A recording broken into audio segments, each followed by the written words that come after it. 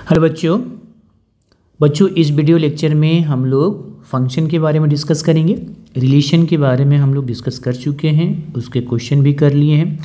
Previous year JEE mains के question भी हम लोग कर लिए हैं। आगे कंटिन्यू करते हैं फंक्शन के बारे में। तो देखिए फंक्शन क्या होता है। तो फंक्शन जो है हमारा एक तरह का रिलेशन ही होता है, लेकिन रिलेशन ऐसा होना चाहिए कि अगर सपोज करो कि सेट ए है और सेट बी है, तो सेट ए और सेट बी हमारा दो नॉन एम्पटी सेट है। तो इस सेट ए और बी के बीच में ऐसा रिलेशन हो कि सेट ए का प्रत्येक एलिमेंट का इमेज सेट बी में ओनली वन हो। इमेज का मतलब कि उसका रिलेशन, ठीक है, सेट ए का प्रत्येक एलिमेंट का ओनली वन रिलेशन हो इन सेट बी में किसी रूल के थ्रू, तो उसको बोलेंगे फंक्शन। अगर एक से ज़्यादा रिलेशन हो गया तो उसको फंक्शन नहीं बोलेंगे, ठीक है। और सेट ए का किसी भी एलिमेंट का रिलेशन अगर सेट बी में नहीं है फिर भी फंक्शन नहीं बोलेंगे। ऐसे जनरल वर्ड से हम बोल सकते हैं कि प्रत्येक इनपुट का ओनली वन आउटपुट हो। सेट ए के एलिमेंट इनपुट हो गए और सेट बी के एलिमेंट क्या हो गए, आउटपुट। तो प्रत्येक इनपुट का ओनली वन आउटपुट हो तो उसको फंक्शन बोलेंगे। अब ये चीज़ डिफाइन किया है, जैसे let set A and set B be two non empty sets, then function f from set A to set B. Function हमारा कहाँ से कहाँ है, ए टू बी है। Is a rule which associates each element of set A to a unique element of set B.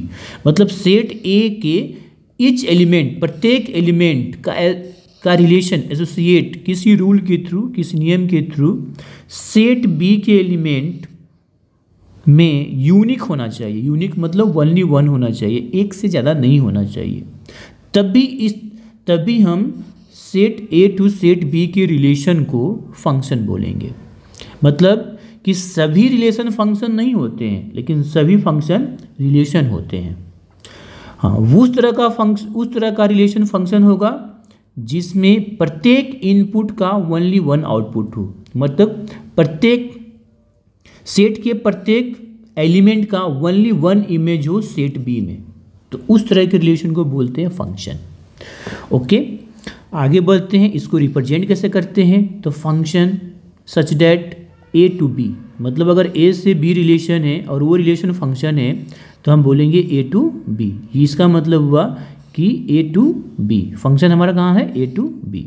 और इसको ऐसे भी बोल सकते हैं ए टू बी, और यहाँ पर ए मतलब ए से बी के बीच क्या है, फंक्शन है।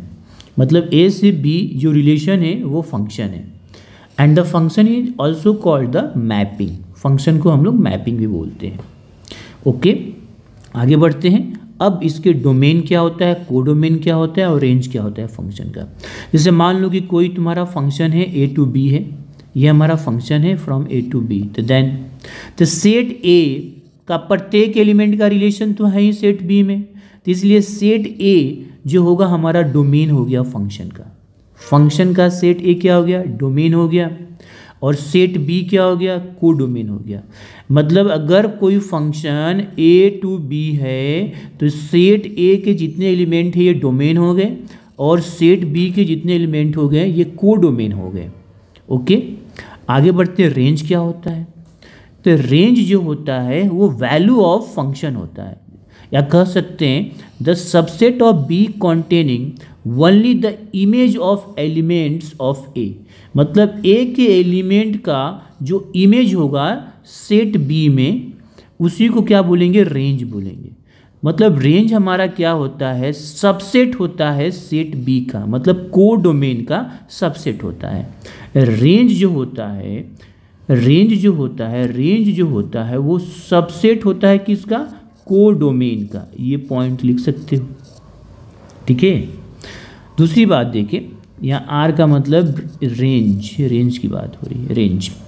अब जैसे देखो यहाँ पर एक सेट ए है और यहाँ पर सेट बी है, और सेट ए और सेट बी के बीच में एक रिलेशन है, ठीक है। अब देखिए सेट ए में क्या एलिमेंट है, तो ए है, बी है, सी है, ठीक है। ए का रिलेशन किसके साथ है, ई के साथ, ओनली वन है, एक से ज़्यादा नहीं है, अच्छा बी का रिलेशन किसके साथ है, डी के साथ, ओनली वन है। अच्छा सी का रिलेशन एफ के साथ है। मतलब सेट ए में जितने भी एलिमेंट है प्रत्येक एलिमेंट का रिलेशन सेट बी में है, ओनली वन है, एक से ज़्यादा रिलेशन नहीं है। तो इस तरह के रिलेशन को फंक्शन बोलेंगे। क्या बोलेंगे, फंक्शन बोलेंगे। अब देखो सेट ए के जितने भी एलिमेंट है उसको डोमेन बोलेंगे, सेट बी के जितने भी एलिमेंट है इसको कोडोमेन बोलेंगे, और सेट ए का एलिमेंट का जो इमेज है मतलब जिनका जिनका रिलेशन है सेट बी में उसको रेंज बोलेंगे। जैसे डी है, ई है, एफ है, ये रेंज हो गया। ओके। अब देखो दूसरे जनरल तरीके से बोल सकते हो, ये आपका क्या हो गया, इनपुट हो गया, तो ये इनपुट हमारा क्या हो गया, डोमेन, ठीक है। और ये तुम्हारा क्या हो गया, आउटपुट हो गया, टोटल आउटपुट, तो कोडोमेन। और कॉरस्पॉन्डिंग आउटपुट को बोलेंगे रेंज। मतलब ए अगर इनपुट, ए के आउटपुट क्या हो गया ई, बी के आउटपुट क्या हो गया डी, और सी के आउटपुट क्या हो गया एफ। मतलब जो इनपुट डाले, जो हमने इनपुट लिया और फिर जो हमारा कॉरस्पॉन्डिंग आउटपुट आया उसको बोलेंगे रेंज। तो रेंज क्या होता है, तो रेंज कह सकते हो वैल्यू ऑफ कॉरस्पॉन्डिंग इनपुट, तो उसको बोलेंगे रेंज, ऐसे भी बोल सकते हैं। ओके। अब जैसे मान लो कि y ऐसे एफ ऑफ एक्स है, इसका मतलब सिंपल सी बात है कि हमारा कोई फंक्शन जो है, हमारा कोई फंक्शन है वो क्या है जी, x और बिलोंग टू y है। ओके। मतलब ये तुम्हारा क्या हो गया, डोमेन, ये क्या हो गया, कोडोमेन, और रेंज क्या हो गया, रेंज हमारा value of F of x, तो वो हो गया हमारा रेंज। ये आपका हो गया range, value of F of x. तो जिस इनपुट, जो कॉरस्पॉन्डिंग, जो हम इनपुट डालेंगे, जो एक्स की वैल्यू लेंगे और उसके कॉरस्पॉन्डिंग जो हमारा वैल्यू आएगा वो हो गया रेंज। ओके, बोलिए आगे बढ़ते हैं। ठीक है। अब देखो कुछ इसके कैरेक्टरिस्टिक है फंक्शन ए टू बी का। अब देखो कैरेक्टरिस्टिक क्या है, यहाँ पर ध्यान रखेंगे। अगर कोई फंक्शन है ए टू बी, तो यहाँ पर जो होगा वो हो गया डोमेन, और यहाँ पर जो होगा वो हो गया कोडोमेन।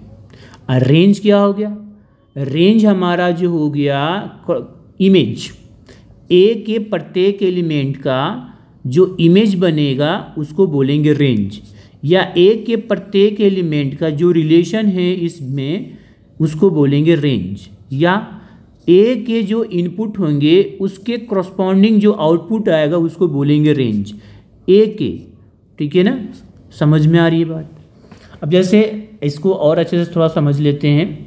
जैसे मान लो कि तुम्हारा y इक्वल टू हम ऐसे एफ ऑफ एक्स लिखते हैं, तो इसका मतलब x तुम्हारा क्या हो गया, इनपुट। अच्छा, ये y क्या हो गया तुम्हारा, आउटपुट। ठीक है, तो x इनपुट हो गया। अब x की जो जो वैल्यू होगी वो हो गया डोमेन में, वो डोमेन में जाएगा, और y जो आउटपुट होगा वो क्या हो जाएगा, कोडोमेन में। लेकिन रेंज क्या होगा, अब देखो रेंज जो होगा हमारा वो x के जो इनपुट आप डालोगे, जो इनपुट x की जो वैल्यू होगी उसके कॉरस्पॉन्डिंग जो आउटपुट आएगा वो रेंज में होगा। समझ में आई बात है। मतलब कि रेंज हमारा क्या हो गया जी, रेंज हमारा क्या हो गया, रेंज हमारा हो गया value of F of X. हाँ, value of F of X मतलब जिस इनपुट, जो इनपुट डाले उसके कॉरस्पॉन्डिंग जो तुम्हारा वैल्यू आया, जो आउटपुट आया उसको बोलेंगे रेंज। या बोल सकते हैं रेंज क्या है जी, तो आउटपुट ऑफ कॉरस्पॉन्डिंग इनपुट, ऐसे बोल सकते हो। ये हो गया आउटपुट ऑफ कॉरस्पॉन्डिंग इनपुट। ठीक है ना, वो हो गया आपका रेंज। ठीक है, आगे क्वेश्चन में हम लोग कुछ समझ लेंगे। अब देखिए, तो कुछ कैरेक्टरिस्टिक है। देखिए, तो पहला पॉइंट देखिए, फॉर ईच एलिमेंट, मतलब एक्स जो है सेट ए का एलिमेंट है, तो ईच एलिमेंट ए के, हमारा फंक्शन कहाँ से कहाँ है, ए टू बी है, तो ए के प्रत्येक एलिमेंट का, कहने का मतलब unique element, there is a unique element, क्या होगा, y जो b को बिलोंग कर रहा है, मतलब कि इसका प्रत्येक एलिमेंट का एक यूनिक एलिमेंट b में मौजूद होना चाहिए, मतलब इसके इमेज b में होना चाहिए, ठीक है ना। अच्छा, इमेज का मतलब ये होता है कि जैसे मान लो कि a का रिलेशन किसके साथ है, e का, तो हम बोलेंगे इमेज ऑफ a क्या है, e है, ठीक है ना। ये e हमारा क्या हो गया, इमेज, ओके। इसको जनरल वर्ड से बोलेंगे a अगर तुम इनपुट ले लिए तो इसके कॉरस्पॉन्डिंग आउटपुट क्या है, e, तो e हो गया एक के आउटपुट। अगर a इन कराए, a इनपुट दिए तो उसकी आउटपुट क्या आया, e। या ऐसे भी बोल सकते हैं कि a का रिलेशन किसके साथ है, e के साथ, ओनली वन रिलेशन है, एक से ज़्यादा रिलेशन नहीं है। आगे देखें तो यही बात यहाँ पर बोल रहा है। अब देखो दूसरा, द एलिमेंट y जो b को बिलोंग कर रहा है इज कॉल्ड द इमेज, उसको क्या बोलते हैं, image of x under function f। इसी को बोल सकते हैं क्या, output of x under function f, okay. आगे बढ़ते हैं, y is called the value of function, y हमारा क्या है जी, फंक्शन का वैल्यू है f at x, that is f of x equal to y। इसको क्या बोलेंगे, वैल्यू हमारा फंक्शन का जो वैल्यू हुआ किसी भी x में फंक्शन का वैल्यू y, ओके, इसलिए f of x equal to y बोला गया, ओके। अब कोई भी फंक्शन है a टू b और ये इसको फंक्शन नहीं बोलेंगे, कब नहीं बोलेंगे, जब उसका इमेज एक से ज़्यादा हो, ठीक है। वही लिखा हुआ, if there is an element in set A, set A में एक एलिमेंट है which has more than one image in B, और उसका इमेज जो है बी में एक से ज़्यादा है, मतलब सेट ए में एक एलिमेंट है उसका रिलेशन सेट बी के एलिमेंट से एक से ज़्यादा है, तो उसको फंक्शन नहीं बोलेंगे, उसको रिलेशन बोलेंगे लेकिन फंक्शन नहीं बोलेंगे। लेकिन कंडीशन, लेकिन एक पॉइंट देखो, more than one element of set A, set के एक से ज़्यादा एलिमेंट का रिलेशन, मतलब more than one element of A may be associated to the same element of A B. कहने का मतलब ये हुआ कि जैसे सपोज करो कि एक सेट यहाँ पर ले लिए, एक सेट ए है और एक सेट बी यहाँ पर है, यहाँ पर, और इसके बीच में रिलेशन है, जैसे 1 2 3 और यहाँ पर 5 6, यहाँ पर ले लो ए बी सी। तो देखो 1 का रिलेशन ए, ठीक है, और ये बी से हो, तो इसको हम फंक्शन नहीं बोलेंगे, क्यों, क्योंकि 1 का इमेज 2 हो गया, ए भी हो गया बी हो गया, मतलब 1 का एक से ज़्यादा रिलेशन हो गया, ये यूनिक रिलेशन नहीं हुआ, इसलिए इसको फंक्शन नहीं बोलेंगे। लेकिन देखो 1 का बी से भी रिलेशन हो, 2 का बी से भी रिलेशन है, 3 का बी से रिलेशन है, मतलब कि इन सभी, मतलब कि यहाँ पर इमेज का एक से ज़्यादा सेट ए के एलिमेंट से रिलेशन हो सकता है, ठीक है ना, ये इसको फंक्शन बोलेंगे, ठीक है ना। अब 1 का रिलेशन किसके साथ है, बी का, तो 1 का रिलेशन एक से एक ही है, यूनिक ही रिलेशन है और किसी के साथ नहीं है। अच्छा, अब देखो B2 का भी रिलेशन हमारे किसके साथ है, बी के साथ है, 2 का भी रिलेशन किसके साथ है, बी के साथ है, तो 2 का भी रिलेशन एक ही के साथ है, एक से ज़्यादा नहीं है, और 3 का रिलेशन भी वही है, तो इसको फंक्शन बोला जाएगा, ठीक है। यही चीज़ ये पॉइंट लिखा है, यही चीज़ ये पॉइंट लिखा है यहाँ पर, ओके। आगे बढ़ लेते हैं। दूसरा बोल रहा है कि अगर ये फंक्शन ए टू बी वो फंक्शन नहीं होगा if an element in A में एक एलिमेंट है does not have an image in B, मतलब सेट ए में एक ऐसा एलिमेंट है जिसका सेट बी में कोई इमेज ही नहीं है, मतलब उसका कोई आउटपुट ही नहीं है, ठीक है ना, तो कोई उसका रिलेशन ही नहीं है। सेट ए में ऐसा एलिमेंट है जिसका सेट बी में रिलेशन ही नहीं है, तो उस रिलेशन तब भी उस रिलेशन को फंक्शन नहीं बोलेंगे, ओके। तो हम बोल सकते हैं, हम ये जनरल वर्ड में कह सकते हैं कि प्रत्येक इनपुट का ओनली वन आउटपुट हो तो उसको बोलेंगे फंक्शन, ठीक है, लेकिन प्रत्येक इनपुट का, ओके। चलिए आगे बढ़ते हैं। अब कुछ हम लोग ग्राफ से आइडेंटिफिकेशन, यहाँ पे देखो identification of a function from its graph, graph से भी हम पता कर सकते हैं कि वो हमारा फंक्शन है या रिलेशन है। तो क्या देखो, आप ग्राफ ड्रॉ करो। अब क्या करोगे, ग्राफ ड्रॉ करो। ग्राफ ड्रॉ करने के बाद क्या करेंगे, वाई एक्सिस के पैरेलल लाइन ड्रॉ करो। अगर एक से ज़्यादा इंटरसेक्ट करे ग्राफ में तो उसको फंक्शन नहीं बोलेंगे। ओनली वन पॉइंट मिले, वन इंटरसेक्टिंग पॉइंट मिले तो उसको फंक्शन बोलेंगे। यही चीज़ लिखा है, let us draw vertical line parallel to Y axis such that it intersect the graph of the given expression if it intersect the graph at more than one point. एक से ज़्यादा पॉइंट को graph intersect करेगा then expression is a relation, उसको function नहीं बोलेंगे। ठीक है, if it intersect only one point, अगर केवल एक पॉइंट को इंटरसेक्ट बोलेगा तो उस एक्सप्रेशन को बोलेंगे फंक्शन। ओके, अब जैसे देखो ये ग्राफ हमने, तो एक सर्कल है, ये देखो ये सर्कल का ग्राफ है। हमने अब क्या किया गया, वाई एक्सिस के पैरेलल लाइन ड्रॉ किया गया। ठीक है, अब देखो तो ये यहाँ भी इंटरसेक्ट किया, ये यहाँ भी इंटरसेक्ट किया। इसका मतलब कि x के एक पॉइंट पर ये दो y की वैल्यू मिल रहे हैं। क्या मिल रहे हैं यहाँ पर, दो y की वैल्यू। तो एक इनपुट पर दो आउटपुट हो गए। ठीक है ना, तो इसलिए ये फंक्शन नहीं है। अब देखो ये आपने यहाँ पर देखो ऐसे ग्राफ ड्रॉ किया गया है। ठीक है, ऐसे बनाया गया है और हमने क्या किया, फिर वाई एक्सिस के एक पैरेलल लाइन लिया गया। ठीक है, अब ये देखोगे तो ये ग्राफ को एक ही जगह कट कर रहा है। कहीं भी ड्रॉ करो, कहीं भी एक ही जगह कट करेगा। एक ही जगह कट गया मतलब एक्स की एक वैल्यू पर वाई की एक ही वैल्यू आई, मतलब एक इनपुट पर एक ही आउटपुट आया, एक से ज़्यादा आउटपुट नहीं मिला, तो इसको बोलेंगे फंक्शन। ओके, तो ऐसे अब चलिए इक्वल फंक्शन क्या होता है। इक्वल फंक्शन, तो इक्वल फंक्शन जैसे मान लो कि दो फंक्शन एफ है एक जी है, तो इस दो फंक्शन को इक्वल कब कहेंगे, क्या कंडीशन है, इफ़ एंड ओनली इफ क्या कंडीशन है। तो एफ का डोमेन जो है जी फंक्शन के डोमेन के बराबर होना चाहिए। एफ का को डोमेन जो है जी के को डोमेन के बराबर होना चाहिए। तीसरा, एफ ऑफ एक्स और G of X for every X belong to their common domain. ठीक है, and then we write F equal to G. ठीक है ना, तब हम उसको एफ और जी बराबर लिख सकते हैं। ठीक है, मतलब दो इक्वल फंक्शन है तो उसका डोमेन उस दूसरे वाले के डोमेन के बराबर हो और उसके कोडोमेन उसके कोडोमेन के बराबर होना चाहिए। ओके, चलिए आगे बढ़ते हैं। अब देखो रियल वैल्यूड फंक्शन क्या होता है और रियल फंक्शन क्या होता है।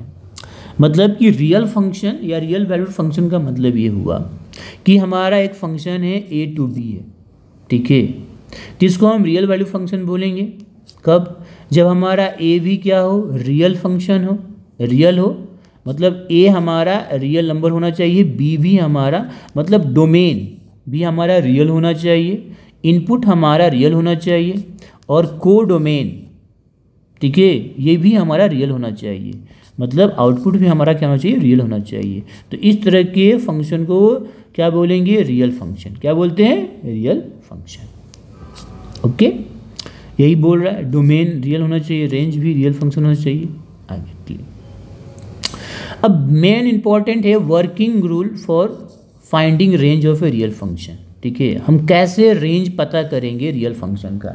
ठीक है, रेंज तो जैसे मान लो कि ऐसे मान लेते हैं y equal to F of X मान लीजिए। पहले स्टेप में कोई फंक्शन है x में तो उसको y ऐसे मान लीजिए।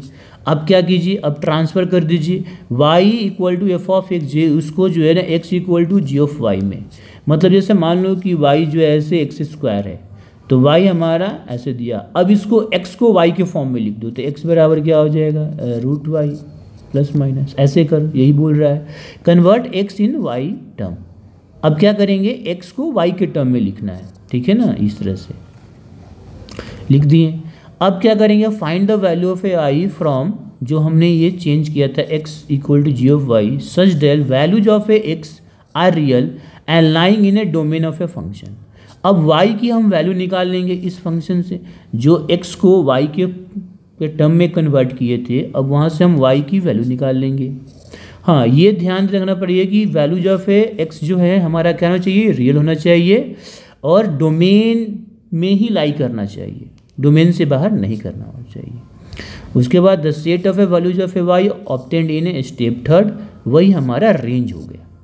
ओके, मतलब करना क्या है, फिर से कोई फंक्शन है y equal to F of X, जो x में फंक्शन है उसको y मान लेना है, फिर x को y के टर्म में लिख लेना है, और फिर हमें वैल्यू एक मैंने इससे हमें y की वैल्यूज निकाल लेनी है। ठीक है, वो रियल होना चाहिए और डोमेन के अंदर होना चाहिए। ओके, आगे बढ़ते हैं। अब कुछ स्टैंडर्ड फंक्शन हम लोग पढ़ते हैं और उसकी ग्राफ, जो बहुत इंपॉर्टेंट है हमारा स्टैंडर्ड फंक्शन। अब जैसे कांस्टेंट फंक्शन जो होता है, तो कांस्टेंट फंक्शन मतलब क्या, वो तो पैरेलल होगा, या तो x के पैरेलल होगा तो y के पैरेलल। जैसे मान लो कि हमने y इक्वल टू 3 कर दिया, तो ये क्या होता है, इस तरह से ग्राफ बनते हैं, जैसे ऐसे x के पैरेलल, वही है देखो कांस्टेंट फंक्शन। ठीक है, इसको बोलते हैं कांस्टेंट फंक्शन। ठीक है, जैसे y इक्वल टू c, तो c कांस्टेंट है। अब देखो ये बनाया गया है। अब इसके डोमेन क्या होंगे, तो एनी रियल नंबर, कोई भी रियल नंबर हो सकता है, कोई भी x की कुछ भी वैल्यू रखोगे तो y तुम्हारा c ही आएगा, आउटपुट तुम्हारा c ही आएगा। रेंज क्या हो गया, ये c। ओके, आगे बढ़ते हैं। आइडेंटिटी फंक्शन, दूसरा हुआ आइडेंटिटी फंक्शन। आइडेंटिटी फंक्शन मतलब y equal to X, y equal to X, कहने का मतलब ये बोल रहा है कि इनपुट जो डालो वही आउटपुट आए, उसको बोलते हैं आइडेंटिटी। जैसे y इक्वल टू एक्स, अगर x बराबर 1 डाले तो y बराबर 1 आया, x बराबर 2 डालो तो y बराबर 2 आया, इसको बोलते हैं आइडेंटिटी फंक्शन। इसको प्लॉट करोगे ग्राफ तो सीधे ऐसे प्लॉट होगा। ग्राफ प्लॉट करने का वही तरीका है, x की इनपुट x बराबर ले लो और y निकाल लो, कोऑर्डिनेट निकालो, फिर उसको ड्रॉ कर दो। ठीक है, ये इसके एंगल 45 से ही जाएंगे।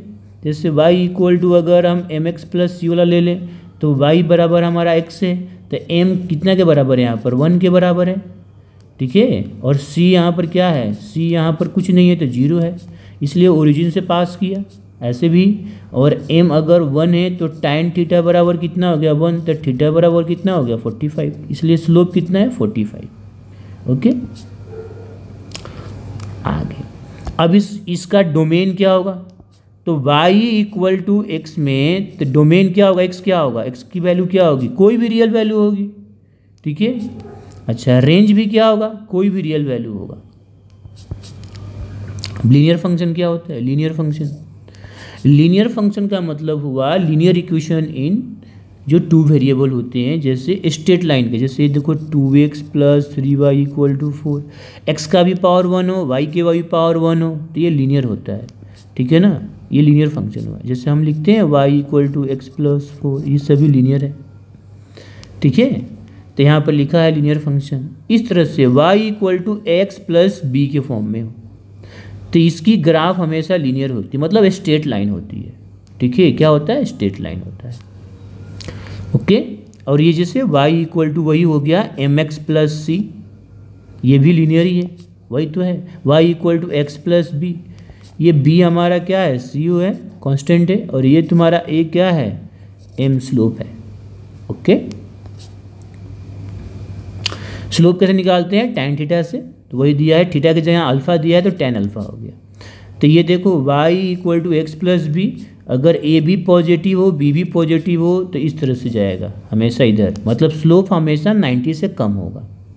यहाँ पर स्लोप हमारा 90 से, सॉरी थीटा हमारा 90 से ज़्यादा है तो स्लोप निगेटिव होगा। तो स्लोप निगेटिव होगा तो a वाला टर्म क्या होगा, निगेटिव होगा।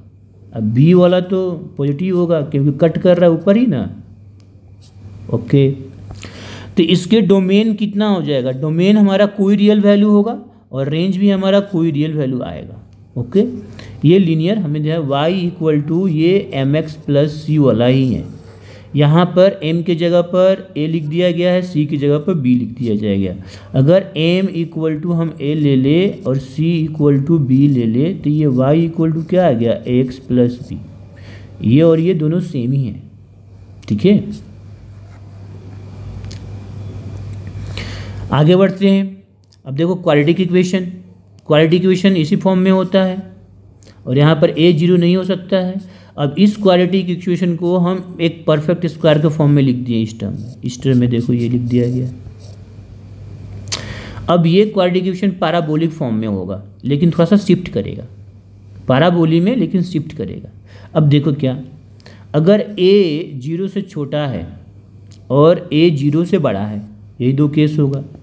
ठीक है ना, अब जैसे ध्यान देखिए, अगर ए 0 से बड़ा है और ये कंडीशन है, ठीक है ना, मतलब एक्स स्क्वायर हमारा कैसा हो, पॉजिटिव हो, वही तो ये इस तरह का नेचर बनेगा। और ये पैराबोलिक है, ये सिमेट्रिक है, यहाँ से देखो, यहाँ से ये पॉइंट से ये देखो सिमेट्रिक है, इधर और इधर सेम है, और ये पॉइंट ये बनेगा, ठीक है। और यहाँ पर देखो अगर ए 0 से छोटा मतलब एक्स स्क्वायर हमारा निगेटिव हो तो ग्राफ कैसे बन जाएगा, ऐसे डाउनवर्ड, और तुम्हारा पॉइंट भी वैसे ही हो जाएगा सेम, -b/2 है, यहाँ भी -b/2 है, और 4ac - b² 4 है, ठीक है, ये यही है यहाँ पर, ओके, ये पॉइंट है, इसी के अबाउट ये सिमेट्रिक होगा, तो ये ध्यान रखेंगे, ठीक है। हाँ, डोमेन यहाँ पर एनी रियल नंबर होगा, लेकिन रेंज क्या होगा, तो रेंज अलग अलग होगा, ठीक है। अगर a 0 से छोटा है तो रेंज ये होगा, अगर 0 से बड़ा होगा तो रेंज ये होगा, ठीक है, ये लिखा हुआ है यहाँ पर। अब आता है पावर फंक्शन। क्या आता है, पावर फंक्शन। पावर फंक्शन क्या होता है, पावर मतलब जैसे कोई भी फंक्शन आपका है और ये x के पावर 2 हो, x के पावर 3 हो, x के पावर 4 हो, x के पावर 5 है, इसको पावर फंक्शन बोलते हैं। इंटीजर में चाहे अपोजिट x के पावर -2 हो, x के पावर -3 हो, इस तरह से ये पावर फंक्शन। अब इसमें केस डाल देते हैं, अगर n हमारा पॉजिटिव इवन हो, मतलब हमारा पावर क्या हो, इवन में हो, ठीक है ना, x का स्क्वायर हो, x के पावर 4 हो, x के पावर 6 हो, सबका ग्राफ एक ही नेचर जैसा होगा, ठीक है, वो देखो पैराबोलिक होता है इस तरह से। एक्स स्क्वायर को जो ग्राफ होगा वो x के पावर 4 का होगा, x के पावर 6 का होगा, सेम होगा, थोड़ा सा वो एक्सपेंड करेगा, कुछ वो फैलेगा, वो सिकुड़ेगा, ऐसे ही होता है। तो ये सभी का अगर पावर इवन हो तो ग्राफ इस तरह का होता है। अब ग्राफ बना भी सकते हो, ग्राफ बनाने का वही नियम है, जैसे तुम्हारा f(x) क्या दिया हुआ है, x स्क्वायर, तो इसको हम y मान लिए। अब x की वैल्यू 0 रखें तो y की वैल्यू 1 आ जाएगा, 1 का स्क्वायर 1, x का वैल्यू 1 रखे तो y का 0 आ जाएगा, x का वैल्यू 1 रखे तो y का वैल्यू 1 का स्क्वायर 1 आ जाएगा, x का वैल्यू 2 रखे तो y का वैल्यू 4 आ जाएगा, x का वैल्यू -2 रखे तो y का वैल्यू 4 आ जाएगा। ऐसे पॉइंट लेके और फ्रीली कर्व से मिला देते हैं, तो ये इस तरह से बनेगा और इस तरह से। यही ग्राफ बनाने का यही नियम है, चाहे कोई भी ग्राफ हो। ओके, आगे बढ़ते हैं। तो अगर किसी भी पावर फंक्शन में अगर पावर इवन हो तो ग्राफ ऐसे होता है। डोमेन हमारा रियल नंबर होगा, रेंज क्या होगा जी, तो 0 to ∞, मतलब y की वैल्यू 0 से ∞ की होगी। देखो 0 से ∞, ग्राफ में बता रहा है कि 0 से ∞ इधर जा रहा है y का वैल्यू। आगे बढ़ते हैं।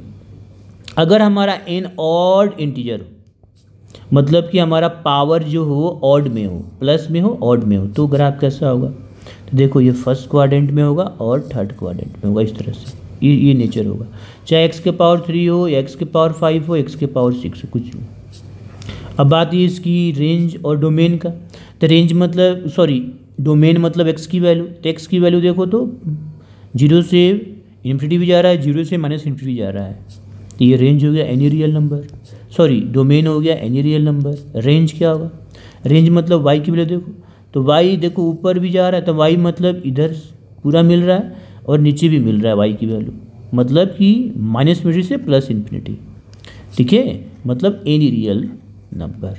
तो देखो अब बात करते हैं, अगर हमारा पावर इवन हो लेकिन निगेटिव हो, इवन हो निगेटिव हो, मतलब x -2 या इसको कहो 1/x² को हो, या x और -4 या 1/x के पावर 4, इसकी ग्राफ ऐसे होती है, देखो ऐसे, और इसकी ग्राफ ऐसे होती है। ओके, इसकी ग्राफ।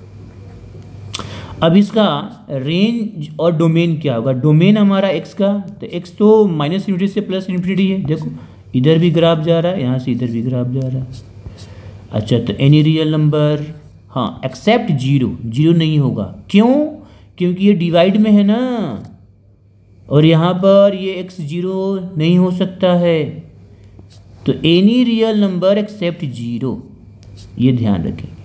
अब रेंज क्या होगा, तो रेंज की वैल्यू देखो ग्राफ ऊपर ही, अगर y की वैल्यू देखें तो यही मिल रहा है, देखो देखो देखो देखो, जीरो भी इन्फिनिटी पर जाकर जीरो होगा, मतलब जीरो से इन्फिनिटी है। ओके, आगे बढ़ते हैं।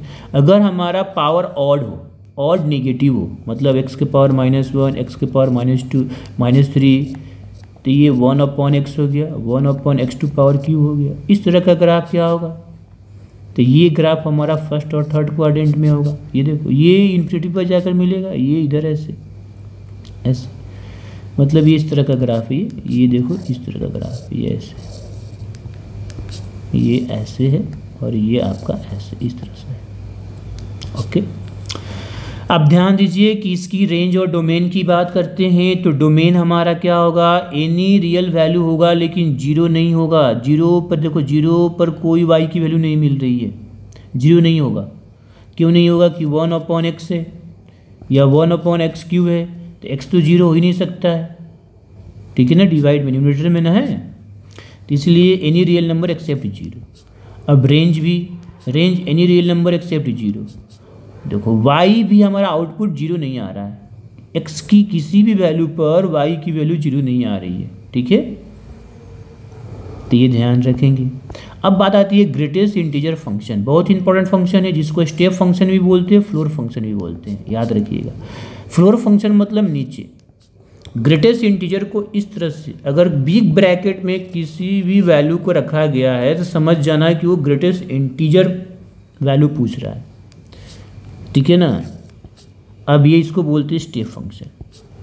ग्रेटेस्ट इंटीजर का मतलब, जैसे अगर पूछा जाए 1.2 का ग्रेटेस्ट इंटीजर कितना हो जाएगा 1, मतलब फ्लोर कितना हो गया, ये 1.2 1 और 2 के बीच में, तो 1 और 2 में फ्लोर क्या है 1, तो ये 1 हो गया। समझ में आई बात है, यही होती है ग्रेटेस्ट इंटीजर। वही लिखा हुआ है कि ये greatest represent the greatest integer less than और इक्वल टू x होता है, लेस देन और इक्वल टू x। अब देखिए, अगर कोई x है और वो n के बराबर है या n से बड़ा है और n+1 से छोटा है, तो उसका ग्रेटेस्ट इंटीजर कितना होता है n। ये बहुत इंपॉर्टेंट यही है। अब यहाँ पर दिया है जैसे 2.30, फिर ये क्या है, तो देखो ये 3 और 2 के बीच में है, ठीक है, 3 और 2 के बीच में है, तो 3 और 2 में, सॉरी 2 और 3 के बीच में है, तो 2 और 3 में फ्लोर क्या हो गया, तो 2। ये देखो n और n+1, तो कितना हो गया n। अगर 4 है तो ग्रेटेस्ट इंटीजर 4 ही हो जाएगा, अगर -8.05 है तो -9 होगा, ठीक है। यहाँ पर सभी दिया गया है, 0 से 1 के बीच में होगा तो 0 होगा, 1 से 2 के बीच में होगा 1, और 0 भी होगा तो 0। ये सभी देखो दिखाया गया है यहाँ पर, ओके। और इसका जो है यहाँ पर ग्राफ बनाया गया है, ग्राफ। अब देखो ये गोला जो दिया हुआ है, इसका मतलब कि उस पर हमारा 2 पर x का वैल्यू 1 नहीं है, 2 पर कितना है 2, देखो ये गोला फिल नहीं है ना, 2 है, हाँ। 1 और 2 के बीच में वैल्यू ग्रेटेस्ट इंटीजर 1 है, ठीक है, और 1 पर भी 1 है, 1 पर ये 0 नहीं है 1 है, ये बता रहा है। यही इसको बोलते हैं स्टेप फंक्शन, स्टेप जैसा है। इसका डोमेन एनी रियल नंबर होगा, लेकिन रेंज जो होगा इंटीजर ही होगा, रियल नहीं में इंटीजर ही होगा। तो सेट ऑफ इंटीजर जो होता है वो रेंज होता है। अब कुछ इसके प्रॉपर्टीज़ है जो बहुत ही इंपॉर्टेंट होते हैं, ये हमें ध्यान में रखना है। ये सभी ये आप ध्यान में रखोगे, जैसे x + n तो हम ऐसे लिख सकते हैं, इसका -x तो माइनस बार करके ये लिखो। ये सभी इंपॉर्टेंट प्रॉपर्टीज़ है जो आपको याद रखना है, ये सभी आप ध्यान में रखोगे, नोट डाउन कर लो, ध्यान में रखना है, ठीक है। अब ग्रेटेस्ट इंटीजर आगे बढ़ते हैं। आगे देखिए हमारा क्या है, स्क्वायर रूट फंक्शन। क्या है जी, स्क्वायर रूट फंक्शन, मतलब कि जैसे कोई f(x) है और ये √x है, इसको स्क्वायर रूट बोलते हैं। इसका ग्राफ होता है इस तरह से, ठीक है। हाँ, x रूट के अंदर कभी भी 0 नहीं होना चाहिए, मतलब रूट के अंदर हमेशा वैल्यू पॉजिटिव होना चाहिए, इसलिए x > 0 है। अब इसका डोमेन क्या होगा, मतलब x की वैल्यू क्या होगी, तो 0 हो सकता है और 0 से बड़ा होगा, 0 से छोटा नहीं होगा। रूट के अंदर कभी भी निगेटिव नहीं होता है। रेंज क्या होगा, तो रेंज देखो ग्राफ में भी हमारा x का वैल्यू क्या है, 0 से पॉजिटिव की ओर, और y का वैल्यू क्या है 0 से पॉजिटिव की ओर। तो यहाँ पर वही चीज़ दिया हुआ है। मॉडुलस फंक्शन, मॉडुलस फंक्शन बहुत ही इंपॉर्टेंट है। मॉड फंक्शन जिसको एब्सोल्यूट वैल्यू फंक्शन भी बोलते हैं। ये देखिए मॉड x, ये मॉड x हमारा क्या हो गया, x होता है जब x ग्रेटर देन 0 और लेस देन पर -x, इसका ग्राफ। ठीक है, डोमेन हमारा एनी रियल नंबर हो जाएगा, लेकिन रेंज देखो, डोमेन मतलब x की वैल्यू देखो, x हमारा यहाँ से इधर भी है इधर भी है, देखो x मिल रहा है इधर से पूरे, लेकिन y तुम्हारा क्या मिल रहा है, नीचे तो मिल नहीं रहा ना, ऊपर ही मिल रहा है, तो 0 से इन्फिनिटी मिल रहा है, वही रेंज दे दिया। साइनम फंक्शन, साइनम फंक्शन ये होता है, ठीक है, ये आपका जब x 0 से बड़ा हो 0 से छोटा हो तो ये लिखो या ये लिखो, दोनों एक ही है, और x 0 हो तो 0 है। अब इसको हम, ये ग्राफ है, इसको ऐसे भी लिखा जा सकता है, SGN f(x) का मतलब होता है साइनम फंक्शन। अब इसको ऐसे देखो, जैसे मॉड x क्या होता है, x जब x ग्रेटर देन 0 हो, और ये क्या हो x लेस देन 0 हो, माइनस। तो यही पर देखा कि अगर 0 से बड़ा हो गया, x 0 से बड़ा हो गया, सॉरी 0 से छोटा हो गया, तो ये मॉड x अपॉन x क्या हो जाएगा, -x अपॉन x, तो कितना हो -1, इसलिए आया -1। तो 0 से छोटा पर देखो ये -1 है, और 0 से अगर बड़ा हो तो मॉड x अपॉन x कितना हो जाएगा आपका, तो ये हो जाएगा x, और ये x से कितना हो 1, मतलब y बराबर आपका 1। तो 0 से देखो, 0 से बड़ा में ये देखो y 1, लेकिन 0 पर 1 ना ही है ना ही -1 है, 0 है, इसलिए यहाँ भी वैकेंट यहाँ भी वैकेंट। समझ में आई बात है, यही आपका साइनम फंक्शन है। यहाँ भी देखो दिया गया वही चीज़। साइनम फंक्शन का इनपुट मतलब क्या होता है, रेंज, डोमेन हमारा एनी रियल नंबर होगा, लेकिन रेंज हमारा यही 3 होता है, -1 0 1। आगे बढ़ते हैं, आगे देखिए, ये हो गया हमारा लिस्ट इंटीजर फंक्शन, जिसको सीलिंग फंक्शन भी बोलते हैं या स्मॉलेस्ट फंक्शन भी बोलते हैं। अब देखो लिस्ट इस तरह से स्मॉल ब्रैकेट में दिया जाए तो उसको बोलते हैं लिस्ट इंटीजर फंक्शन या सीलिंग फंक्शन। जैसे ग्रेटेस्ट होता है वैसे लिस्ट, इसमें सीलिंग मतलब ये टॉप पर होगा। जैसे मान लो कि जैसे 1 और 2 के बीच में कोई वैल्यू है, तो ये वैल्यू कितना हो जाएगा, 2 होगा, 1 नहीं होगा। सीलिंग ये है ना, ये सीलिंग है, ये फ्लोर है। ग्रेटेस्ट तो होता तो ये होता, सीलिंग है तो ये है, वही चीज़ें यहाँ पर मेंशन किया गया है। ठीक है, यहाँ पर देखो 3.58 में कितना है 4, 0.8 पर में a, और ये -8.239 पर -8, ये क्या है, सीलिंग फंक्शन या इस लिस्ट इंटीजर फंक्शन, जिसको स्मॉलेस्ट फंक्शन भी बोला जाता है। ये इस तरह से ब्रैकेट में आता है। ओके, आगे बढ़ते हैं। इसके देखो यहाँ पर दिया हुआ है सब, देखो इसको हम लिख सकते हैं, स्मॉलेस्ट को लिख सकते हैं ग्रेटेस्ट में +1 कर दो, ग्रेटेस्ट इंटीजर फंक्शन में +1 कर दो, स्मॉलेस्ट इंटीजर फंक्शन बराबर ग्रेटेस्ट इंटीजर फंक्शन +1, बस ये देखो ये लिखा हुआ है, यहाँ पर दिया हुआ है। इसका जो डोमेन होगा रियल नंबर होगा, रेंज होगा क्या हो जाएगा, इंटीजर, और इसका ग्राफ दिया हुआ है देखो ये। आगे देखिए fractional part function. Fractional part function को कैसे डिनोट करते हैं, इस तरह से, ये देखो इस तरह से, ये फ्रैक्शनल पार्ट फंक्शन हो गया। ये हमारा represent the fractional part of X, मतलब ये फ्रैक्शन को रिप्रेजेंट कर रहा है। ठीक है ना, जैसे 0.7, तो ये इसका फ्रैक्शन पार्ट क्या हो गया 0.7, 3 का फ्रैक्शन पार्ट 0, अब -3.6 का फ्रैक्शन पार्ट कितना हो गया 0.6 हो जाएगा, क्या हो जाएगा 0.6 हो जाएगा।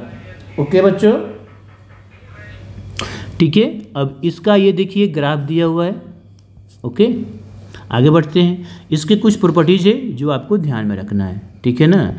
ये देखो ये सब पता, ये फ्रैक्शनल पार्ट मतलब x minus greatest integer function, fraction जो x के बराबर होगा कब, जब x हमारा 0 और 1 के बीच में लाई करेगा 0 के बराबर होगा। मतलब ये हो गया कि 0.6 अगर ऐसे हो तो ये कितना होगा 0.6, ठीक है। अगर 0 हो तो इसका फ्रैक्शन पार्ट कितना है 0 होगा, बस ये। अगर निगेटिव वाला हो तो 1 माइनस फ्रैक्शनल पार्ट, ऐसे लिखते हैं। एक्सपोनेंशियल फंक्शन, तो एक्सपोनेंशियल फंक्शन तो मालूम ही है, जैसे e टू पावर x हो या a टू पावर x हो, ठीक है वही है। और a 1 से बड़ा हो तो इस तरह से जाएगा ग्राफ, हाँ 0 पर ये 1 पर कट करेगा, तो ये क्या कर रहा है, इंक्रीज कर रहा है, ठीक है। और a 0 और 1 के बीच में हो तो ये क्या होगा, डिक्रीज करेगा, ऐसे क्या करेगा, डिक्रीज करेगा 0 1 के बीच में, ठीक है। ये हमारा एक्सपोनेंशियल फंक्शन हुआ, इसके ग्राफ। इसके डोमेन क्या होगा, एनी रियल नंबर, रेंज क्या होगा 0 से लेकर इन्फिनिटी, क्योंकि हम नीचे वाला तो ग्राफ ही नहीं है तो नीचे तो y की वैल्यू नहीं होगी, ऊपर ही है ऐसे। ओके आगे बढ़ते हैं। लॉगरिथमिक फंक्शन, लॉग वाला, जैसे लॉग जिसका बेस a हो और x, ठीक है। अब a 0 से बड़ा होना चाहिए, a हमारा 1 नहीं होना चाहिए, और x भी 0 से बड़ा होना चाहिए। बेस कभी 1 नहीं होता है और बेस हमेशा 0 से बड़ा होता है, ठीक है।